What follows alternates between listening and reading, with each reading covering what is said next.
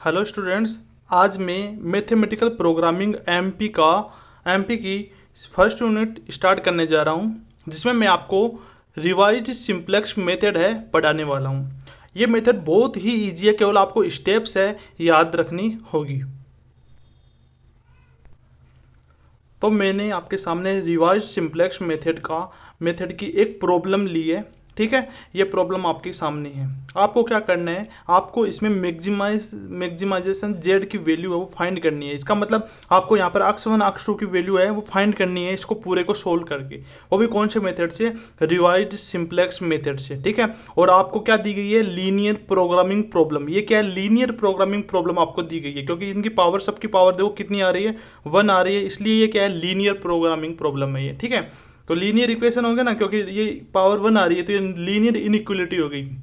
ठीक है, तो चलो अब हम इसको सोल्व करते हैं।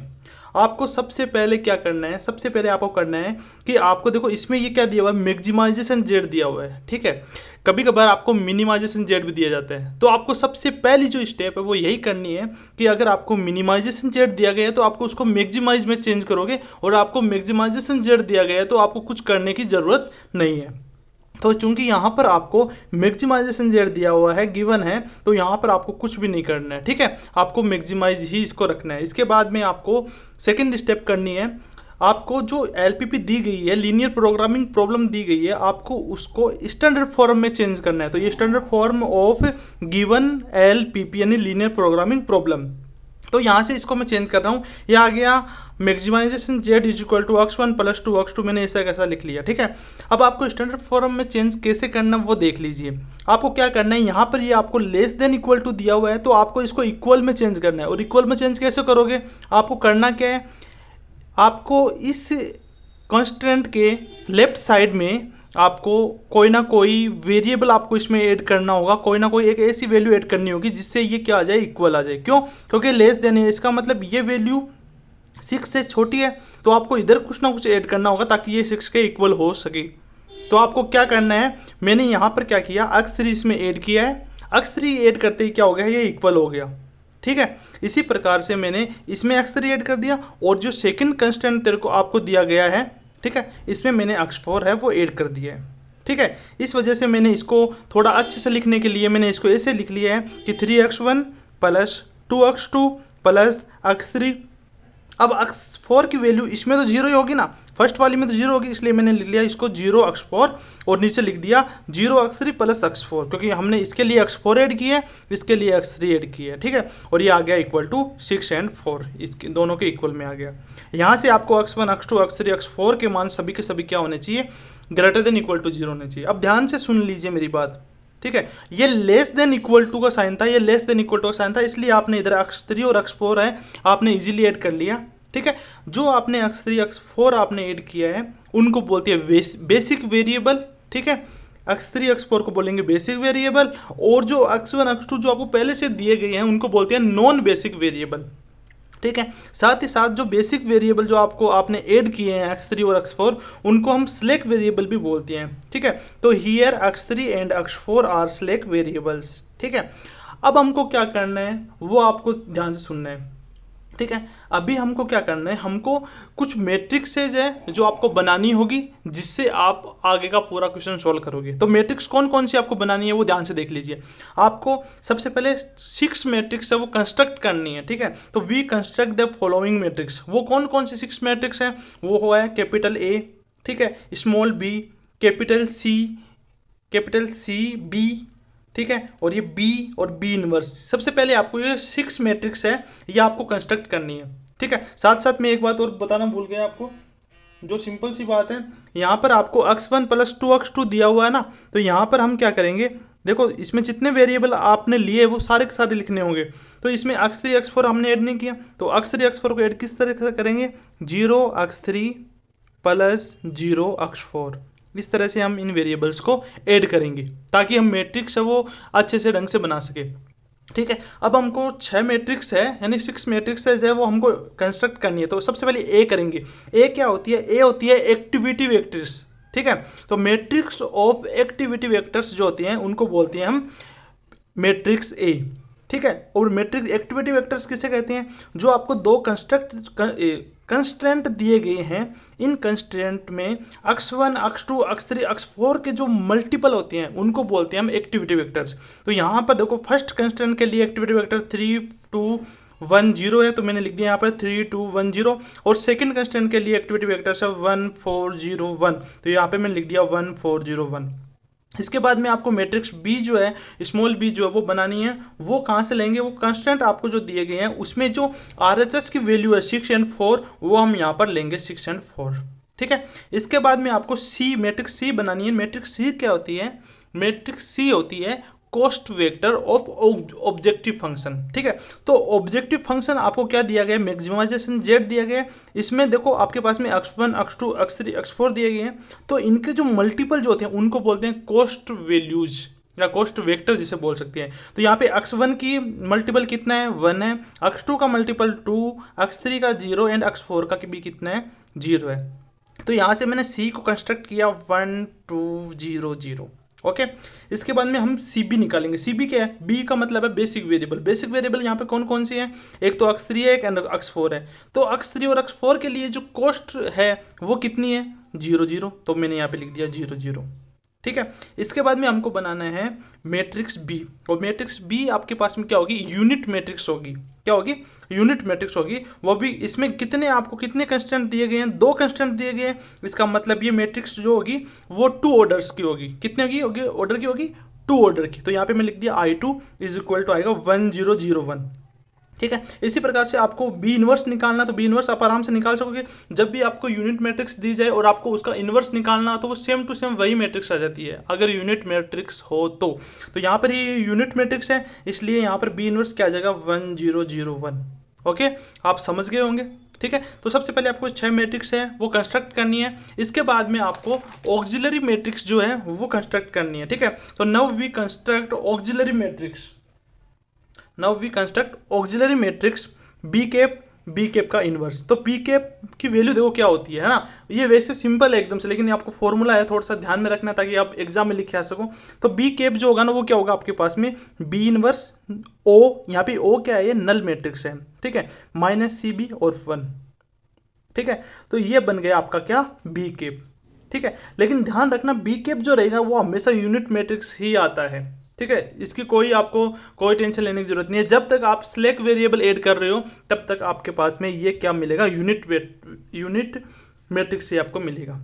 यहाँ पर बी इनवर्स, तो बी इनवर्स आपने अभी अभी फाइंड किया था, बी इनवर्स क्या आया था आपके पास में 1 0 0 1, ठीक है। तो ये आप यहाँ पे लिख दोगे 1 0 0 1, ठीक है। यहाँ पे सी बी जो है सी बी 0 0 आया था आपके पास में, तो मैंने ये माइनस लगा के लिखना है, तो 0 0 ही आ जाएगा, कोई दिक्कत नहीं है, ठीक है। और यहाँ पे 1 आएगा और जो बच गए ना वो उतने 0 यहाँ पे लिख दीजिए, क्योंकि ये क्या है नल मैट्रिक्स है। तो इसमें क्या होता है 0 0 का मैट्रिक्स बनता है, जीरोज का मैट्रिक्स ये बनता है। तो इसमें कितने 0 आते हैं वो मतलब कि डिपेंड करता है बी पर, ठीक है। लेकिन आपको सिंपल सा देखना है कि यहाँ पर जितने फिर आपको स्पेस मिल जाए उतने ही 0 यहाँ पे लिख दीजिए। लेकिन अगर आपको समझना है तो आप समझ सकते हो कि आपको जो बी आपने जो निकाला है, जो आपको बी मिला है, ठीक है, ये बी जितने ऑर्डर का होगा, जैसे यहाँ पर कितना है 2 क्रॉस 2 ऑर्डर का है, ठीक है। तो जो आपके पास में बी कैप बनेगा, सॉरी जो यहाँ पर नल मैट्रिक्स होगा वो होगा 2 क्रॉस 1 का, कितना का 2 क्रॉस 1 का। तो 2 क्रॉस 1 का आ गया, 2 इसमें आ गया, 2 तो इसमें रो आ गई और 1 इसमें क्या आ गया कॉलम आ गया।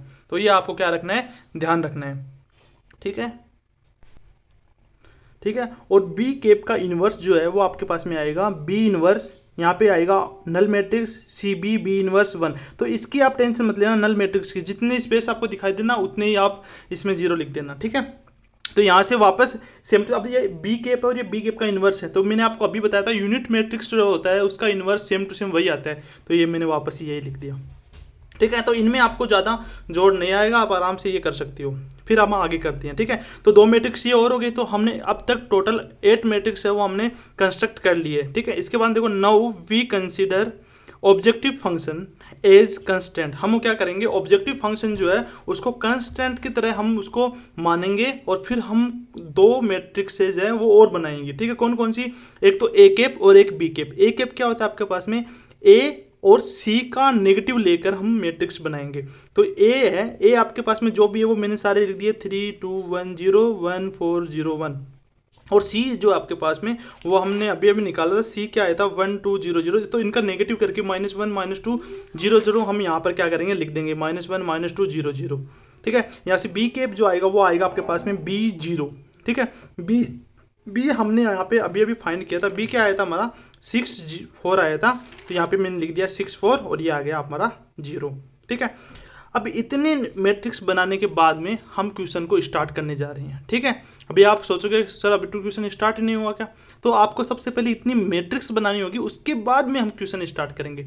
तो आपको केवल स्टेप ध्यान रखनी है, आपको केवल ऐसे ध्यान रखना है कि आपको कौन कौन सी मैट्रिक्स है वो कंस्ट्रक्ट करनी है। जैसे आपने अभी 10 मैट्रिक्स हमने कंस्ट्रक्ट किए, तो आप याद रखिए कि जैसे हमको कौन कौन सी मैट्रिक्स है वो कंस्ट्रक्ट करनी है। तो ए करनी है, बी स्मॉल बी करनी है, capital C B, B inverse, फिर बी कैप का इनवर्स, फिर बी कैप करना है, फिर ए कैप करना है, बी स्मॉल बी कैप बनाना है। ठीक है, तो ऐसे करके आपको 10 मैट्रिक्स है वो आपको बनानी होगी। आपको मैट्रिक्स याद रख लीजिए कौन कौन सी 10 मैट्रिक्स होगी, और आप बना तो आराम से लोगे, ये मुझे विश्वास है। ठीक है, तो द नेट इवोल्यूशन, अब हम क्या करेंगे नेट इवोल्यूशन फाइंड करेंगे, यानी कि जेड माइनस सी की वैल्यू हम फाइंड करेंगे। ठीक है, सबसे पहले देखिए जेड माइनस सी होता क्या है। जेड माइनस सी होता है, यहाँ पर आएगा एक रो मैट्रिक्स आएगी CB इंटू बी इनवर्स, और यहाँ पे है 1। ठीक है, और इसको मल्टीप्लाई कराना है ए कैप के साथ में। अब आपके पास में CB इंटू बी इनवर्स क्या है, ठीक है, तो CB बी इनवर्स और 1 जो है ना, ये आपके पास में क्या रहेगा, जो आपके पास में बी कैप का इनवर्स है उसकी लास्ट लाइन रहेगी 0 0 1, तो यहाँ पे मैंने लिख दिया 0 0 1। और ए कैप आपके पास में आपने जो मैट्रिक्स कंस्ट्रक्ट की थी ये रही। ठीक है, तो ये आपको यहाँ पे पूरी की पूरी लिखनी है, लिख दिया मैंने, और इनको मल्टीप्लाई करेंगे आपके पास में ही आ जाएगा। अब यहाँ से देखिए आपको करना क्या होगा, जेड माइनस सी आपको यदि ग्रेटर देन इक्वल टू 0, यानी कि इसमें जितने भी एलिमेंट आ रहे हैं ये सारे के सारे यदि आपको पॉजिटिव मिल जाए, इसका मतलब आपका क्वेश्चन यहीं पे सोल्व हो चुका है। अगर आपको पॉजिटिव मिलता है इसका मतलब आपको बहुत बहुत बधाई है, क्योंकि यहाँ से आगे आपको फिर करने की जरूरत नहीं है, फिर आपके जो आंसर आएंगे वो ये हो जाएंगे दोनों के दोनों। ठीक है, x3 ये रहेगा, x4 ये रहेगा। ठीक है, और आपको जो आंसर आएगा एग्जैक्ट आंसर आएगा वो 0 आ जाएगा फिर। ठीक है, लेकिन यहाँ तक खत्म नहीं होता है, क्यों, क्योंकि यहाँ पर इसमें नेगेटिव वैल्यूज है वो आ रही है। ठीक है, और एक बात और ये ध्यान रखना कि यहाँ पर ये 6 और 4 जो आपको दिखाई दे रहा है ना, ये x3 एंड x4 की वैल्यूज एक तरीके से हम मान सकते हैं। ठीक है, वैसे आगे देखिए, आगे आपको ज़्यादा पता चलेगा। यहाँ से सबसे पहले नेट इवोल्यूशन निकालेंगे। यहाँ से अगर Z minus C greater than equal to 0 आ जाता है तो यहाँ तक क्वेश्चन आपका पूरा हो जाता है। लेकिन अगर जेड माइनस सी जो है वो ग्रेटर देन इक्वल टू 0 नहीं आता है, जिसका मतलब आपको यहाँ पर नेगेटिव मिल रही है दोनों के दोनों। ठीक है, नेगेटिव मिल रहे हैं, तब आपको क्या करना है, यहाँ पर मोस्ट नेगेटिव फाइंड करना है। तो यहाँ से देखो मोस्ट नेगेटिव कौन सा है, -2 है। मोस्ट नेगेटिव की बात कर रहा हूँ मैं, सबसे बड़ी संख्या की बात नहीं कर रहा हूँ। सबसे बड़ी तो क्या हो जाएगी, सबसे बड़ी तो 0 होती है वैसे, लेकिन नेगेटिव्स में 0 सबसे बड़ी संख्या कौन सी है, -1 है। लेकिन मैं बोल रहा हूँ मोस्ट नेगेटिव, तो मोस्ट नेगेटिव यहाँ पर होगी -2। ठीक है, तो -2 कौन सी कॉलम में आ रही है, सेकंड कॉलम में आ रही है, इसलिए हम क्या बोलेंगे कि Z2 minus C2 is most negative. Okay, उसके बाद में जो भी आपके पास में मोस्ट नेगेटिव आई है उसके कोरोस्पॉन्डिंग हम इंटरिंग वेरिएबल है चूज करेंगे। तो यहाँ पर ये कौन सा है, Z2 माइनस C2 है, इसलिए क्या बोलेंगे हम x2 कैप क्या करेंगे हम, is entering vector and value of x2 given as, और हमको क्या करना है x2 की वैल्यू है वो फाइंड करनी है। x2 की वैल्यू तो क्या होगी, x2 cap is equal to B cap का इनवर्स इंटू A2 का कैप। ठीक है, यहां से बी कैप का इनवर्स जो है वो यहां पर रखेंगे हम, और A2 कैप क्या है, A2 कैप है आपके पास में जो x2 है इसके कोरोस्पॉन्डिंग A की वैल्यूज। ठीक है, इसका मतलब A2 कैप आपके पास में क्या होगा, A2 कैप आपके पास में होगा जो A कैप है आपके पास में। ठीक है, इसमें जो सेकंड कॉलम जो होगा ना उसे बोलेंगे हम A2 कैप। समझ में आ गया। ठीक है, तो यहां से हम क्या करेंगे 2 4 -2 जो है वो यहां पर हम रखेंगे। ठीक है, इनको मल्टीप्लाई करेंगे और फिर आपके पास में ये आपका आ जाएगा क्या, x2 कैप। ठीक है, ये ध्यान रखना। इसके बाद में अक्स बी हम फाइंड करेंगे। अक्स बी क्या होता है, बी कैप का इनवर्स इंटू बी कैप। ठीक है, कैपिटल बी कैप का इनवर्स इंटू बी कैप। तो कैपिटल बी कैप का इनवर्स है वो आपको पता ही है, ये रहा, ऐसा कैसा लिख देंगे। और बी कैप जो आएगा वो आपके पास में क्या है 640। ठीक है, ये हमने यहाँ पर लिख दिया और इनको मल्टीप्लाई किया तो हमारे पास में क्या आ गया 640 आ गया। आपको मल्टीप्लाई करना तो आता ही है। सबसे पहले इसको इससे करेंगे तो 6 आ जाएगा, इसको इससे करेंगे तो 4 आ जाएगा, इसको इससे करेंगे तो 0 आ जाएगा। ठीक है, ये आपको ध्यान रखने है। ठीक है, ये इतना करने के बाद में आपको क्या करना है, एक रिवाइज्ड सिंपलेक्स टेबल बनानी है। ये क्यों बना रहे हैं, ये हम बना रहे हैं डिपार्टिंग वेक्टर के लिए, क्योंकि हमने यहाँ पर इंटरिंग वेक्टर तो फाइंड कर लिया कि x2 है, लेकिन इंटरिंग वेक्टर कहाँ इंटर होगा, जहाँ पर डिपार्टिंग वेक्टर डिपार्ट करेगा, जहाँ से डिपार्टिंग वेक्टर जो है वो डिपार्ट करेगा। ठीक है, तो डिपार्ट करेगा तभी तो इंटर करेगा, इसलिए हम यहाँ से डिपार्टिंग वेक्टर के लिए रिवाइज्ड सिंपलेक्स टेबल है वो कंस्ट्रक्ट करेंगे। ठीक है, अब आप सोचोगे ये इतना सारा कैसे याद करेंगे, तो ये सिंपल सा है, आराम से याद हो जाएगा। आपको सबसे पहले 10 मैट्रिक्स याद रखनी है, उसके बाद में जेड जमाने सीजे निकालना है, उसमें अगर जो भी आपके पास में मोस्ट नेगेटिव आ रहा है उसको आप एंटरिंग वेक्टर मानोगे। ठीक है, एंटरिंग वेक्टर से आपको उसकी वैल्यू फाइंड करनी है और फिर एक्स भी बनानी है। ठीक है, और ये दोनों भी कैसे याद रखोगे, आपको ये डायरेक्ट आप टेबल याद रखिए। ठीक है, तो टेबल क्या है, इसमें एक्स बी आएगा, बी कैप का इन्वर्स आएगा, x2 कैप आएगा। x2 कैप क्यों आ लिया है, क्योंकि इंटरिंग वेक्टर आ रहा है x2 इसलिए। फिर ये आ गया मिनिमम रेशियो। ठीक है, यहाँ पे x2 कैप की वैल्यूज रखेंगे, b कैप इन्वर्स की वैल्यूज रखेंगे, xb की वैल्यूज रखेंगे। आपको समझ में आ रहा है तो बहुत अच्छी बात है, अगर नहीं आ रहा तो उसका रीजन आप साथ साथ में लिख नहीं रहे हो। आप पूरे जितना मैंने वीडियो कराया है साथ में पूरा का पूरा आप लिखिए, मैं आपको बोलता हूँ आपको पूरा समझ में आएगा अच्छे से। आप साथ साथ में लिखते रहिए, लिखोगे तब आप अच्छे से रिलेट कर पाओगे पीछे का। ठीक है, अभी हमने ये लिख दिया। ठीक है, अब ध्यान रखना यहाँ पे जो अक्स बी है आपके पास में, अक्स बी में जो ये फर्स्ट वैल्यू होती है ये कौन सी है, x3 है, और ये कौन सी है, x4 है। ठीक है, ये कैसे पता चलेगा आपको, यहाँ से देखिए x3 इसमें ऐड किया इसलिए x3 की वैल्यू हम ये मान के चलेंगे, और x4 जो है हमने इसमें ऐड कर रहे हैं तो ये आ गया 4। तो यहाँ पर ध्यान रखना ये तो x3 की वैल्यू है और ये x4 की वैल्यू है। अब यहाँ से हमने क्या किया, x2 को इंटर करवा रहे हैं तो इन दोनों में से एक क्या होगा, डिपार्ट होगा। ठीक है, अब डिपार्ट कौन सा होता है वो हमको फाइंड करना है। तो रिवाइज सिंपलेक्स टेबल बनाई है हमने, हमको मिनिमम रेशियो निकालना। मिनिमम रेशियो किसका होता है, वो होता है x B upon x2 cap का। क्या होगा, एक्स बी अपॉन यहाँ पर जो भी रहेगा इसका और यहाँ पर जो भी रहेगा इसका रेशियो हमको फाइंड करना है। ठीक है, तो x B upon x2 cap क्या होगा, 6/2 3 आ गया, 4/4 1 आ गया, और यहाँ पर ये नेगेटिव है तो नेगेटिव या फिर 0 अगर x2 के वैल्यूज में होगा, इन वैल्यूज में होगा तो हम नहीं लेंगे। ठीक है, और यहाँ पे मैंने डेश लगा दिया। ठीक है, इन दोनों में से मिनिमम वैल्यू कौन सी है, मिनिमम रेशियो कौन सा है, 1 है, इसलिए हम क्या मानेंगे, जो आपके पास में x4 जो आ रहा है ना, इस x4 को हम क्या मानेंगे, डिपार्टिंग वेक्टर मानेंगे। तो यहाँ से x4 जाएगा और x4 की जगह x2 है वो आएगा, ये आपको ध्यान रखना है। ठीक है, यहाँ से फिर हम जो डिपार्ट कर रहा है इसमें x2 की जो वैल्यू है 4, इसको हम मानेंगे की एलिमेंट। क्या मानेंगे, की एलिमेंट। अब ये की एलिमेंट जो होता है, ठीक है, ये 4 आ रहा है। ठीक है, और आपके पास में x4 जो है विल बी डिपार्टिंग वेक्टर, यानी डिपार्टिंग वेक्टर होगा। अब हमको यहाँ से क्या करना है, हमको यहाँ से नया बी कैप का इन्वर्स है वो कंस्ट्रक्ट करना है, नया न्यू, क्योंकि बी कैप का इन्वर्स पहले तो आपके पास में ये था। अब हमको नया बी कैप का इन्वर्स जो है ना वो हमको फाइंड करना है। ठीक है, अब उसको इससे अलग करने के लिए मैं उसको नाम दे दूंगा B1 कैप का इन्वर्स। तो यहाँ से हमको निकालना है B1 कैप का इन्वर्स। ठीक है, वो कैसे निकालेंगे, हमको करना क्या है वो देख लीजिए। ठीक है, हमको इसको तो 1 करना है। ठीक है, इन दोनों को 0 करना है, जैसे हम 12th में मैट्रिक्स से जो टॉप का चैप्टर है उसमें करते थे सेम वैसे ही। ठीक है, इसको 1 करने के लिए इसमें पूरे में क्या करेंगे, 4 से डिवाइड करेंगे, तो यहाँ पे 0 आएगा, 1/4 आएगा, और यहाँ पर क्या आएगा आपके पास में 0 आएगा। ठीक है, मैंने आगे कर दिया है, ये रहा पूरा का पूरा। ठीक है, लेकिन मैं आपको यहाँ पे करके दिखा देता हूँ ताकि आपको अच्छे से समझ में आ जाए क्या क्या करना है। तो ये आ गया B1 का इन्वर्स आ गया।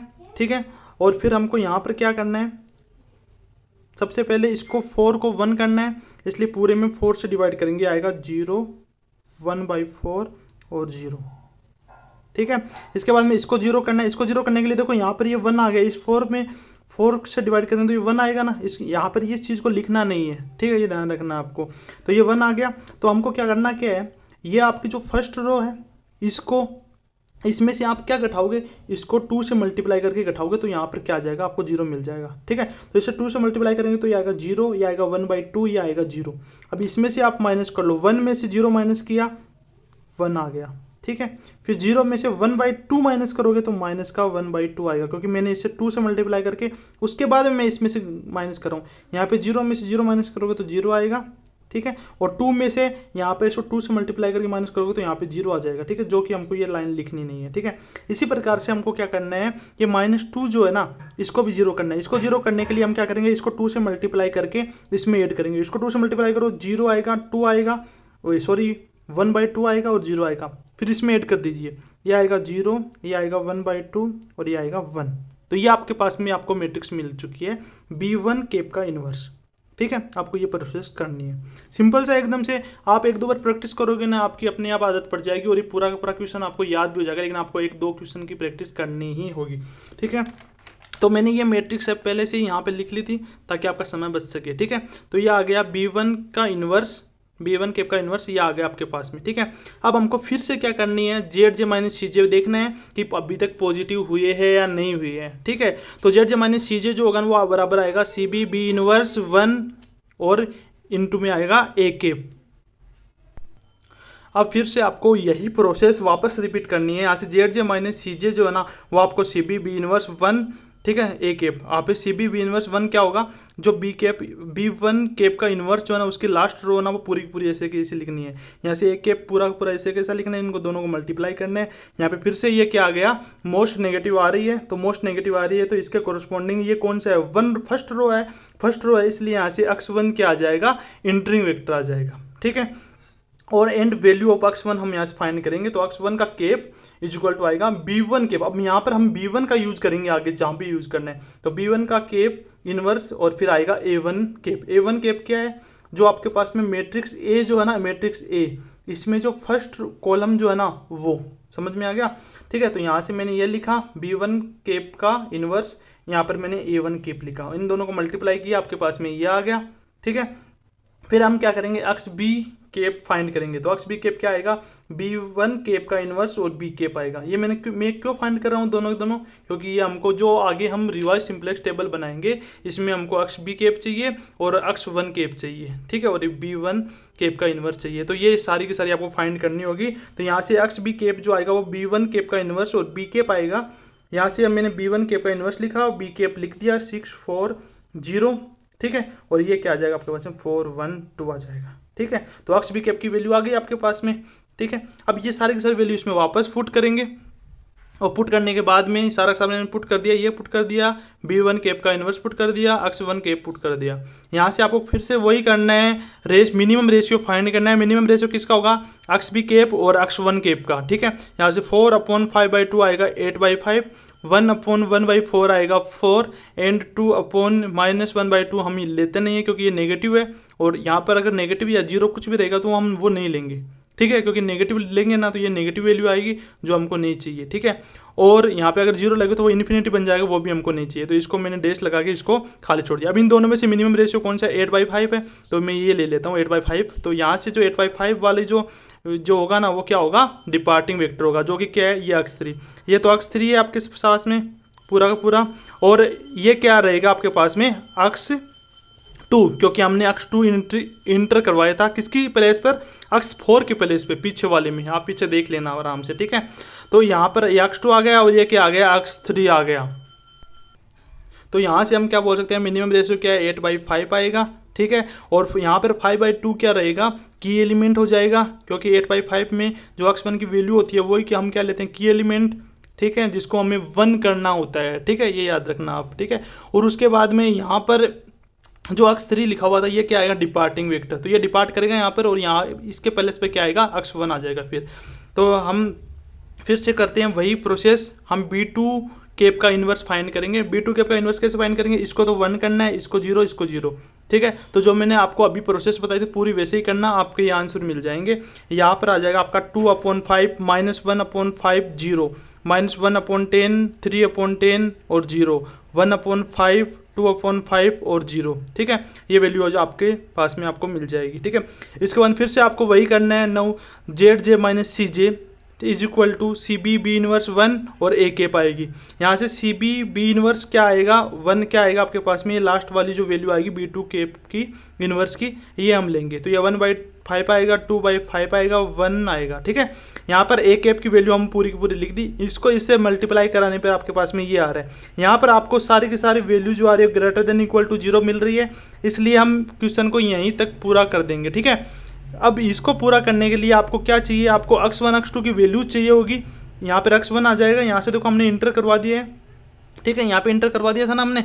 ठीक है, तो यहाँ पर x1 और x2 हो जाएगा अभी। ठीक है, इसके लिए हमको xb केप निकालना होगा लास्ट बार। ठीक है, xb केप निकालते ही जो भी वैल्यूज हमारे पास में आएगी, ये आएगी x1 की, ये आएगी x2 की, और ये आपके पास में आपका आंसर हो जाएगा। ठीक है, तो यहाँ से देखिए ऑल जेड जे माइनस सी जी है वो ग्रेटर देन इक्वल टू 0 है। ठीक है, therefore the optimal solution is X B cap B two cap का इनवर्स और इनटू बी केप आ जाएगा। ठीक है, जैसे हम वापिस से करते हैं सिम टू सिम वैसे ही करना है। यहाँ से ये आ गया बी टू केप का इनवर्स, यहाँ पे आ गया बी केप, यहाँ से इनको मल्टीप्लाई करेंगे तो आपके पास में ये आ जाएगा। ठीक है, तो आपके पास में यहाँ पर x1 की वैल्यू आपको मिल गई, x2 की वैल्यू मिल गई आपको। ठीक है, तो यहाँ से आप मैक्सिमाइजेशन जो z जो है ना उसकी वैल्यू आप निकाल सकते हो। क्या है, x1 प्लस 2x2। यहाँ से आप क्या करोगे, x1 और x2 की वैल्यू पुट करोगे और पुट करते ही आपको मैक्सिमाइजेशन z की वैल्यू आपको मिल जाएगी। देखो मैंने यहाँ पर कर रखी है ये x1 इज इक्वल टू कितना है, 8/5 है, और x2 कितना है, 3/5 है। यहाँ से मैक्सिमाइजेशन z जो आएगा वो क्या आएगा आपके पास में, x1 प्लस 2x2। यहाँ पे x1 की वैल्यू मैंने पुट कर दी प्लस 2x2, यानी x2 की वैल्यू यहाँ पे पुट कर दी 3/5, और आपके पास में आपका आंसर आ गया 14/5।